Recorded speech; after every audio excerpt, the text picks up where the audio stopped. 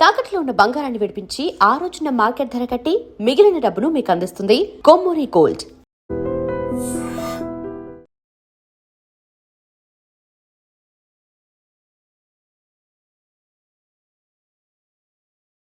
So ఇక్కడ 3 ఏళ్ల పాటు రేవంత్ రెడ్డి ఉంటారా మరి? ఉంటారని అనుకుంటున్నా. ఓకే. వాళ్ళకి అంతకంటే మంచి ఆప్షన్ కనబడుతుందని నేను అనుకుంటలేదు.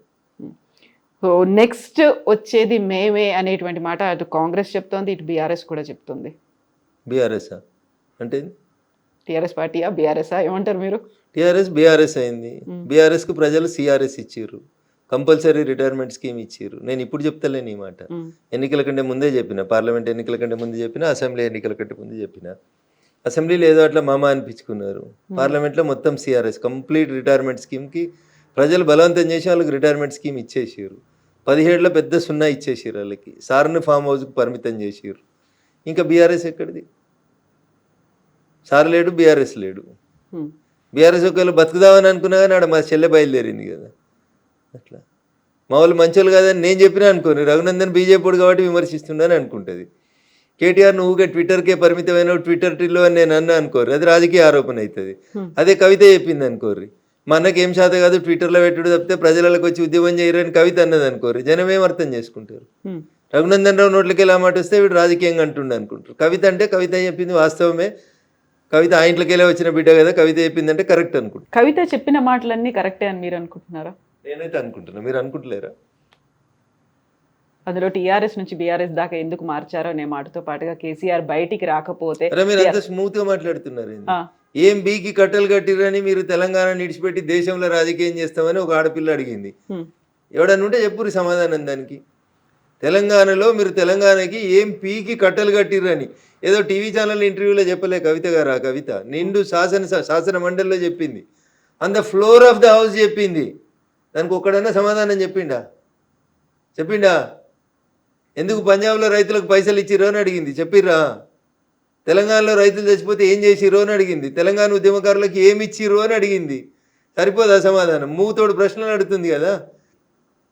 శంకరమ్మ అనేటువంటి మలిదశ తెలంగాణ ఉద్యమాన్ని మలుపు తిప్పినటువంటి సోదరుడు శ్రీకాంతాచారి తల్లిని టీఆర్ఎస్ ఎలియాస్ బీఆర్ఎస్ ఎట్లా వంచింది కవిత అంటే, ఇక్కడ గన్ పార్క్లో నిలబెట్టి కాల్ చేయాలి వాళ్ళని, 2 గన్మెన్లను పంపించి. రేపు అమరవీరుల స్తూపం సెక్రటరేట్ ముంగట కట్టిన అమరవీరుల స్తూపం ఓపెనింగ్ ఉంటే ఎంత చిల్లరగాళ్ళు అంటే, మళ్ళీ చెప్తున్నా, ఎంత చిల్లరగాళ్ళు అంటే ఆ పదం కూడా వాళ్ళకి చిల్లరనే, ఇంకా అది చాలా ఎక్కువ వాళ్ళకి.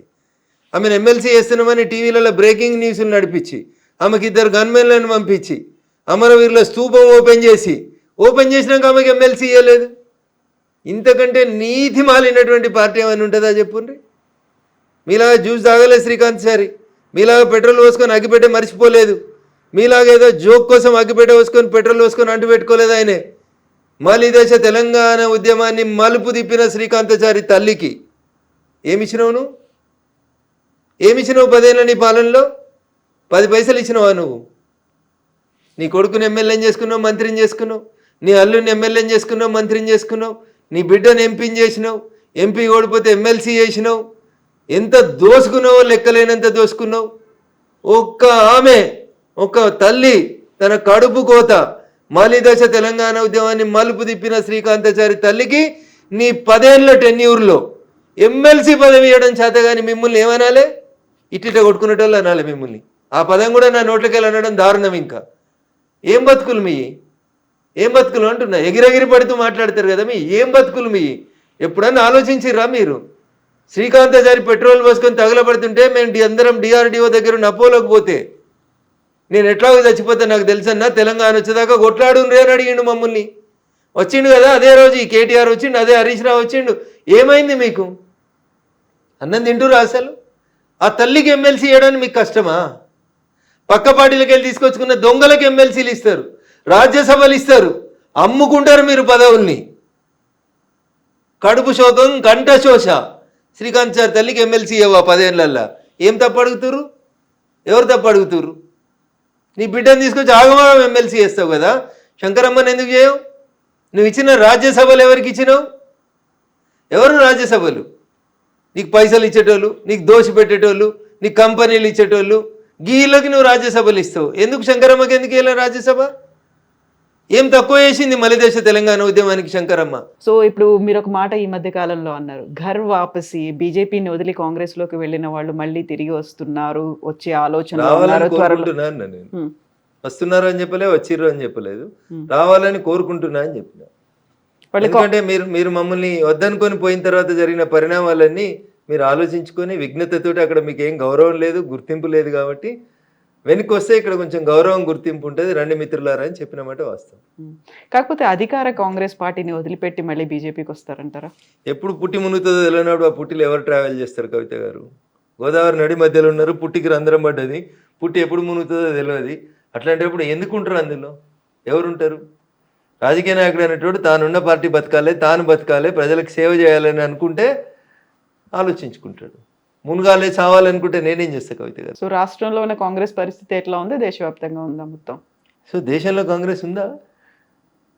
28 రాష్ట్రాల్లో 3 రాష్ట్రాలకు కన్ఫైన్ అయిన వాళ్ళు ఉన్నారా? ఏ రాష్ట్రంలోనే పోటీ చేస్తే సింగిల్ డిజిట్ వచ్చిందా? ఢిల్లీలో 3 సార్లు అసెంబ్లీకి ఎన్నికలు జరిగినాయి, ఒక్క సీట్ అన్నా గెలిచిర్రా కవిత గారు? దేశ రాజధానిలోనే లేరు, మీరు ఇంకేడుంటారు తల్లి? మీరు ఏడున్నారు? వాళ్ళు తెలంగాణలో ఏదో అధికారంలోకి వచ్చారు, ఎందుకు వచ్చారు? టీఆర్ఎస్ చేసిన తప్పులకి. భారతీయ జనతా పార్టీ ఆ రోజు కొంచెం 1-2 జరగరాని సంఘటనలు పార్టీలో జరగడం వల్ల అట్లా అయింది. అట్లా అంతకుమించి కాంగ్రెస్ ఎక్కడ తెలంగాణలో? కర్ణాటకలో కాంగ్రెస్ వచ్చినాక తెలంగాణలో కాంగ్రెస్ బతికింది. అంతకుముందు కాంగ్రెస్ ఎక్కడుంది? ఎవరు ఆలోచించారు కాంగ్రెస్ గురించి?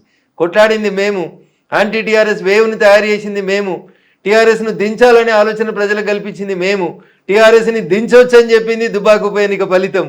ఇవి కదా. అంతకుముందు అది పెద్ద శత్రు దుర్భేద్యమైన కోట కదా.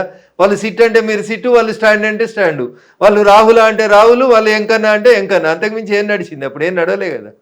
మేం కదా మొదలుపెట్టింది, బీజేపీ వాళ్ళం కదా. దుబ్బాకలు కొట్టినా, హుజరాబాద్లో కొట్టినా, ఇంకేం చేసినా మేం కదా టీఆర్ఎస్ని ఢీకొట్టగలుగుతాం, టీఆర్ఎస్ని దించగలుగుతాం అనే ఒక వాతావరణాన్ని క్రియేట్ చేసింది మేం కదా.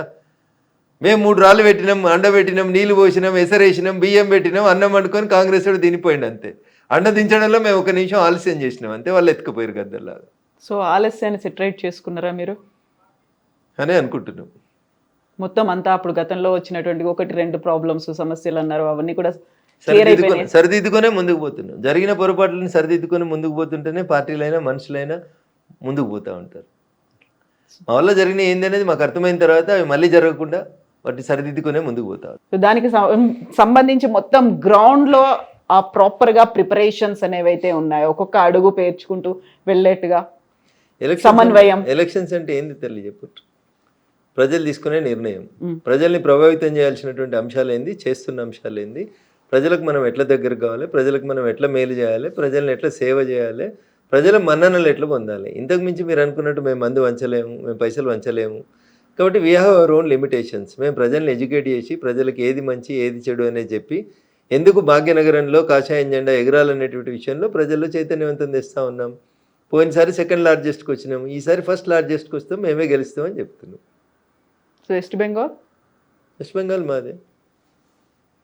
బీహార్ కంటే ముందు మీరు మాదే అనుకుర్రా? అనుకోలేదు కదా. బీహారు మాదే, వెస్ట్ బెంగాల్ కూడా మాదే. బీహార్కి వెళ్ళి నదులన్నీ వెస్ట్ బెంగాల్ వైపు పోతుంటాయి. సో బీహార్లో మొదలైంది, వెస్ట్ బెంగాల్లో ముగుస్తుంది. ఓకే. సో